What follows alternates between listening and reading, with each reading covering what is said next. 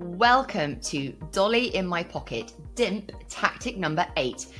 So if you want to be a high-performing team or a high-performing leader, you need to really consider the language choices that you use. What do I mean by that? Well, in the book, I've taken this from chapter number 8, tactic 8. It's called the chicken or the egg. So what comes first, the chicken or the egg? Does our language that we use define the behaviour, or does our behaviour define our language? Let me talk to you like this. In the Aboriginal language, the lexicon it uses is highly navigational. Because of the culture, the heritage that they've got, they have had to learn how to hunt and navigate rainforests and difficult spaces.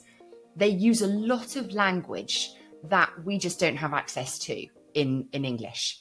So, for example, if you had a fly on your elbow, in the Aboriginal language, they might say something like, Dolly, you have a fly on your northeasterly, southern westerly point on your elbow. The person who understands that would know exactly where the fly is and be able to get rid of it. In English, I would just say, Dolly, you've got a fly on your elbow. And I'd be like, oh, where?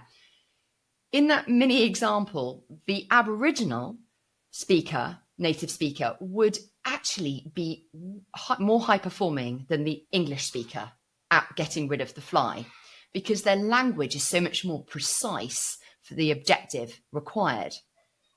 So now we take that example into business. If we are using language like meetings or supervisors or line managers or one-to-ones, I wonder, does that language help us with the objectives we really want? Similarly, if we have concepts around how we work together and we say we just need to communicate better, we just need to get on with it, we just need to get more ideas. Again, it's helpful, we roughly know, but is that the right language?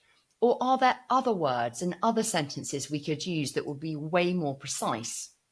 So think of any area in your leadership role or any area in business at the moment that's causing you a little bit of tension or challenge. I often say to my clients, just think of something that makes your eyes roll. You know, when you go, oh, not that again. Oh, that process again. Or Dolly, can you do this? Not that again. We roll our eyes inwardly because we know there's tension. There's a friction point. And friction points in business are a pain.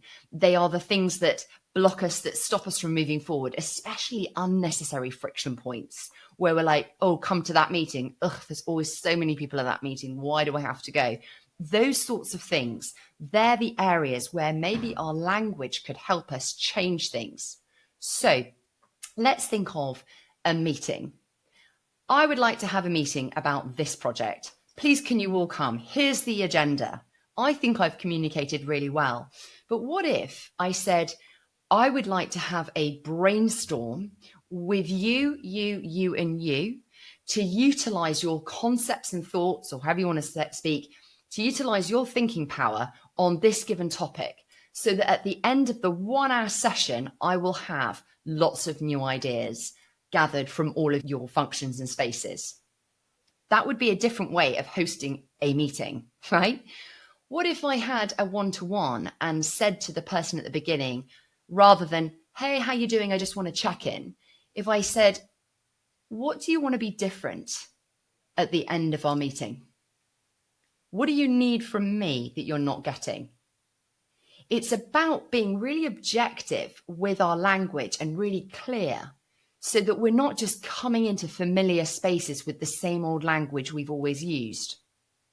Also, on another tack, if we think of personality types or we think about team function, do we have a language to understand one another?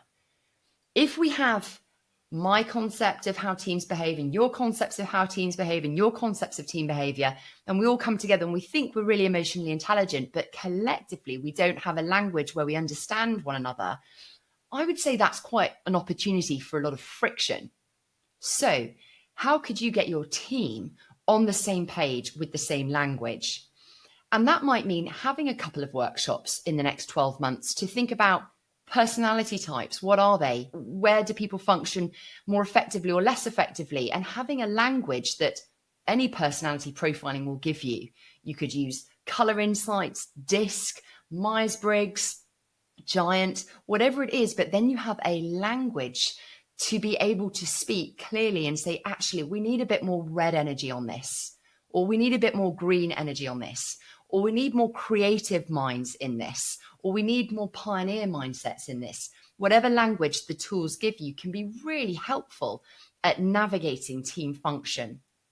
So as I leave it with you now, what collective language do you have for how you behave, how you function, how you do meetings, how you do decision making, how you do critical thinking? If you aren't quite sure and these areas are foggy and you're thinking, Dolly, I don't really know, we just kind of get through it the way we've always got through it, then I would suggest you need an external consultant to come in and give you some tools on how you can collectively have a language that will make you frictionless. That's the point. When we have less friction, it's like WD-40. We can just, the bike just moves neater. It's less squeaky, it's less tense. So actually, WD-40 is language in your business. And if you don't have that, then do get in touch and I can help you or signpost you to the right spaces. But for now, I would get a copy of my book, give it to your teams, because right there is language. Each tactic gives you a language for a concept that you can refer back to when you're deciding and discussing how can we function better as a collective team. Thanks for listening to Dolly in My Pocket number 8.